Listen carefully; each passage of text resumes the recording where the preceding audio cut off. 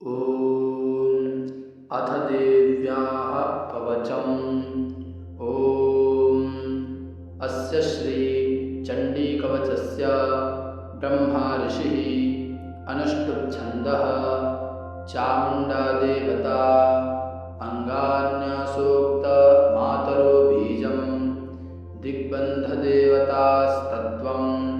श्रीजगदम्बा प्रीत्यर्थे सप्तशती पाठाङ्गत्वेन जपे विनियोगः। ॐ नमश्चण्डिकायै। मार्कण्डेय उवाच। ॐ यद्गुह्यं परमं लोके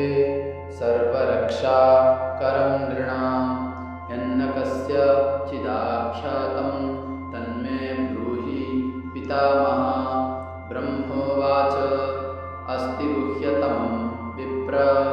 सर्वभूतोपकारकं देव्यास्तु कवचं पुण्यं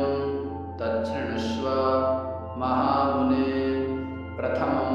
शैलपुत्री च द्वितीयं ब्रह्मचारिणी तृतीयं चन्द्रघण्टेति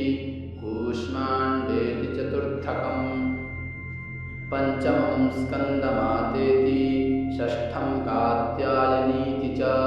सप्तमं कालरात्रीति महागौरीति चाष्टमं नवमं सिद्धिदात्री च नवदुर्गाः प्रकीर्तिताः।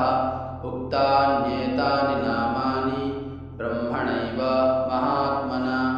अग्निना दह्यमानस्तु शत्रुमध्ये गतो रणे विषमे दुर्गमे चैव भयार्ताः शरणं गताः न तेषां जायते किञ्चिदशुभं रणसङ्कटे नापदं तस्य पश्यामि शोकदुःखभयं न हि यैस्तु भक्त्या स्मृता नूनं तेषां वृद्धिः प्रजायते ये त्वां स्मरन्ति देवेशि रक्षसे तान्न संशयः। प्रेतसंस्थातु चामुण्डा वाराही महिषासना ऐन्द्रीगजसमारूढा वैष्णवी गरुडासना माहेश्वरी वृषारूढा कौमारी शिखिवाहना लक्ष्मीः पद्मासना देवी पद्महस्ता हरिप्रिया श्वेतरूपा धरा देवी ईश्वरी वृषवाहना ब्राह्मी हंस समारूढा सर्वाभरणभूषिता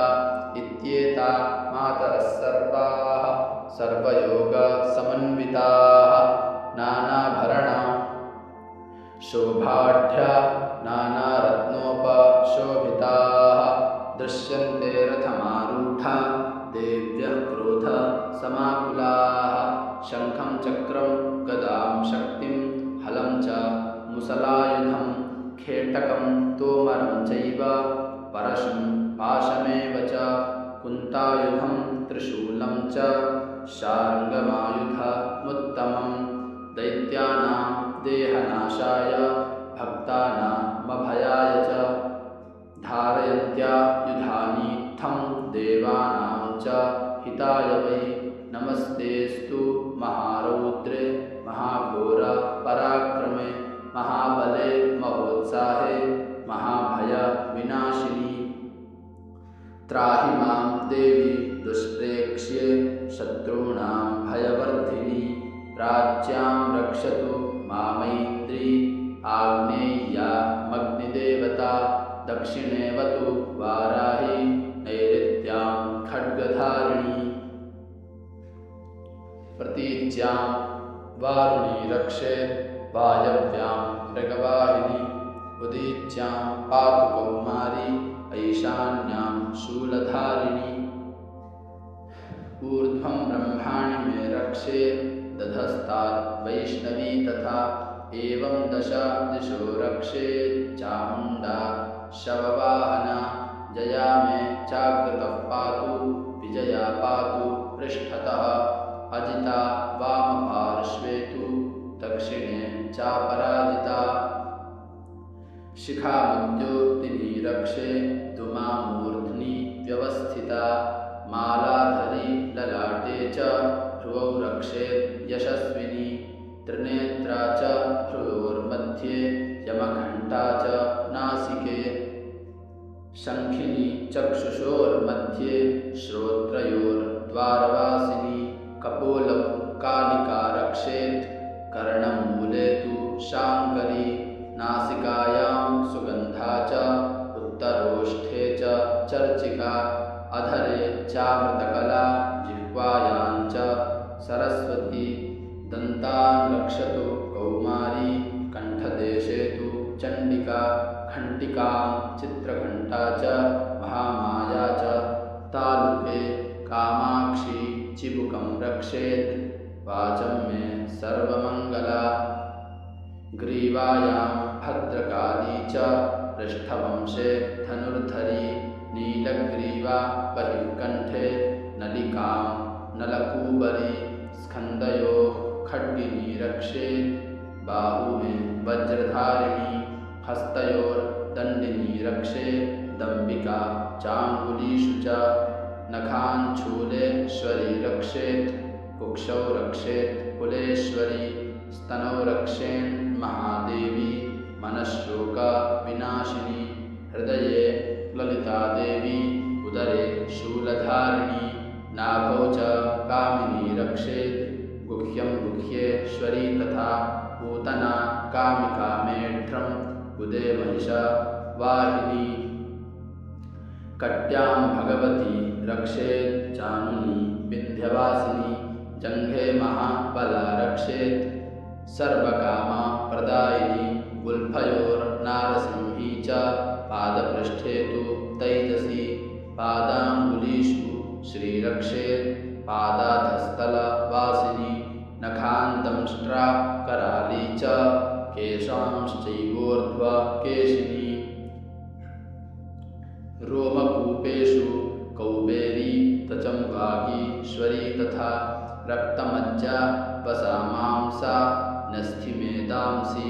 पार्वती अन्त्राणि कालरात्रिश्च पित्तं च मुकुटेश्वरी